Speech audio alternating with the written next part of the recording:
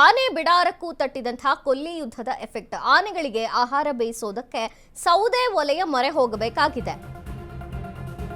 ಆನೆ ಬಿಡಾರಕ್ಕೂ ತಟ್ಟಿದೆ ಕೊಲ್ಲಿ ಯುದ್ಧದ ಎಫೆಕ್ಟ್. ಆನೆಗಳಿಗೆ ಆಹಾರ ಬೇಯಿಸೋಕೆ ಈಗ ಸೌದೆ ಒಲೆಯ ಮೊರೆ ಹೋಗಿದ್ದಾರೆ. ಶಿವಮೊಗ್ಗದ ಸಕ್ರೆಬೈಲು ಆನೆ ಬಿಡಾರ ಬಹಳ ಪ್ರಸಿದ್ಧವಾದ ಆನೆ ಬಿಡಾರದಲ್ಲಿ ಈಗ ಅಲ್ಲಿಯೂ ಕೂಡ ತೊಂದರೆ ಉಂಟಾಗ್ತಾ ಇದೆ. 40 ಕೆಜಿ ರಾಗಿ, 60 ಕೆಜಿ ಹುರುಳಿ, 20 ಕೆಜಿ ಅಕ್ಕಿಯನ್ನ ಬೇಯಿಸ್ತಾರೆ. ಮುದ್ದೆ ರೂಪದಲ್ಲಿ ಆನೆಗಳಿಗೆ ಆಹಾರವನ್ನು ನೀಡಲಾಗುತ್ತೆ. ಗ್ಯಾಸ್ ಕೊರತೆಯಿಂದಾಗಿ ಸೌದೆ ಒಲೆಯಲ್ಲೇ ಮುದ್ದೆ ತಯಾರಿ ಆಗ್ತಾ ಇದೆ. ಪ್ರಸ್ತುತ 24 ಆನೆಗಳಿರುವಂತಹ ಸಕ್ರೆಬೈಲು ಆನೆ ಬಿಡಾರ. ಆನೆಗಳಿಗೆ ಬೇಕಾದಂತಹ ಆಹಾರವನ್ನ ಪೂರೈಸೋದಕ್ಕೂ ಕೂಡ ಈಗ ಗ್ಯಾಸ್ ಎಫೆಕ್ಟ್ ಇದು ತಟ್ಟಿದೆ, ಟ್ರಬಲ್ ಆಗ್ತಾ ಇದೆ. ಜೊತೆಗೆ ಯುದ್ಧದ ಎಫೆಕ್ಟ್ ಆನೆ ಬಿಡಾರದ ಮೇಲೂ ಇರುವಂಥದ್ದು. ಸೌದೆ ಒಲೆಯ ಮೊರೆ ಹೋಗಬೇಕಾಗಿದೆ ಗ್ಯಾಸ್ ಕೊರತೆ ಇರುವಂತಹ ಕಾರಣ. ದಿನ 40 ಕೆಜಿ ರಾಗಿ, 60 ಕೆಜಿ ಹುರುಳಿ, 20 ಕೆಜಿ ಅಕ್ಕಿಯನ್ನ ಬೇಯಿಸಿ ಮುದ್ದೆ ರೂಪದಲ್ಲಿ ಆನೆಗಳಿಗೆ ಆಹಾರವನ್ನ ನೀಡಲಾಗುತ್ತೆ.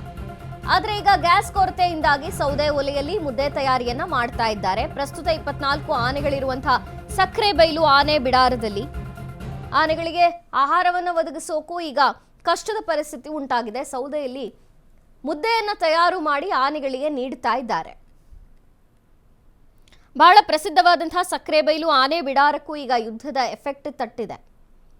ಗ್ಯಾಸ್ ಕೊರತೆಯಿಂದ ಸೌದೆ ಒಲೆಯ ಮೊರೆ ಹೋಗಿದ್ದಾರೆ ಆನೆ ಬಿಡಾರದ ಸಿಬ್ಬಂದಿ.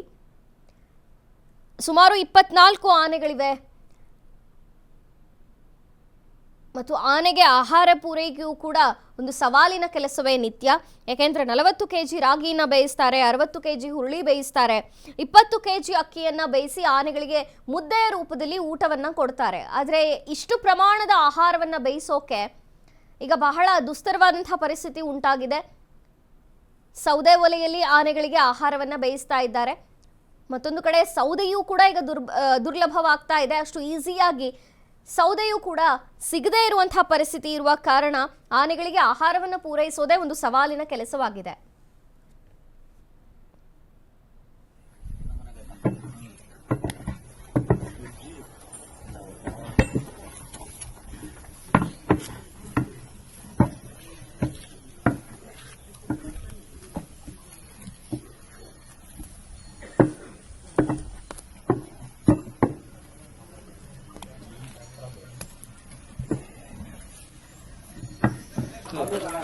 ಹಾಂ ಮೇಡಮ್ ಬಂದೆ.